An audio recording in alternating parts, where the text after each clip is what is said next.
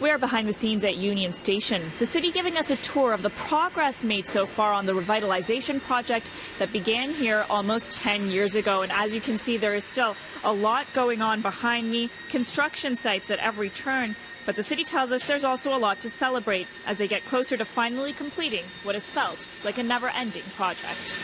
None of this area existed prior to this revitalization project. That's correct. Entering a space that has been years in the making. This is what crews have spent almost a decade building, digging out a massive underground tunnel between York and Bay Street, 2 levels below the tracks at Union Station.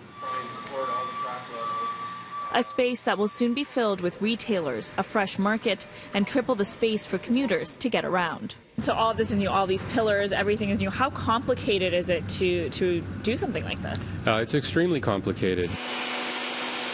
Complications that led to lengthy, highly criticized delays. The original end date for the revitalization project was 2015. In all, it has been almost 10 years of construction.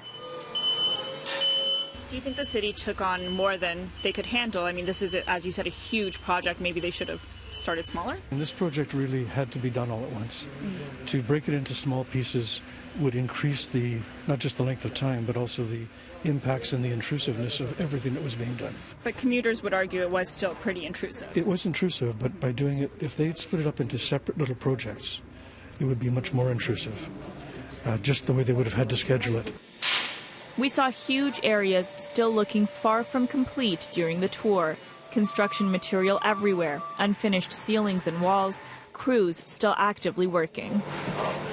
Why did you guys decide to do this tour today? Why now? It seems like there's still a lot of work going on. There is a lot of work going on, and it's important that you and through you, frankly, that the public see that with summer approaching and things are happening downtown and more, tourists coming into the city, that there is actual progress happening, that there's really a lot of accomplishments that have happened to date. There's more still to happen, just so everybody has a sense of where we're at and where we're going, and that there is indeed light at the end of this tunnel. Ahead on City News, the new deadline for completion of the project, plus what commuters can expect to see in the new retail and fresh market areas. Earlier in the show, we took you on a tour of the areas still under construction at Union Station.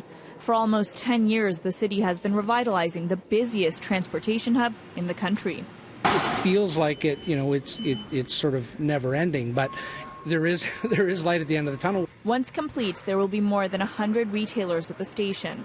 30 of them are already open, and this massive portion underground, 2 levels below the tracks at Union, will become a new fresh market, touted as the best of Toronto.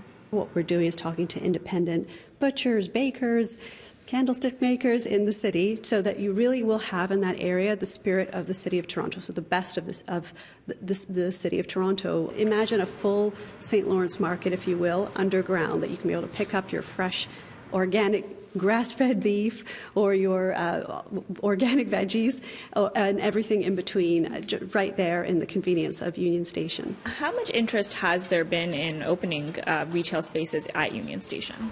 There's a lot. This is the busiest building in the country, so it's over 300,000 a day. Are there any concerns that commuters are kind of always in a rush, right? Maybe they won't always be stopping and shopping. Have retailers expressed those concerns to you? So we actually have performances and programming and a full calendar of special events. And what we've found is more and more people are coming down to experience Union Station as a destination. So when is the new deadline? The city is anticipating a full completion of this project by September 2020.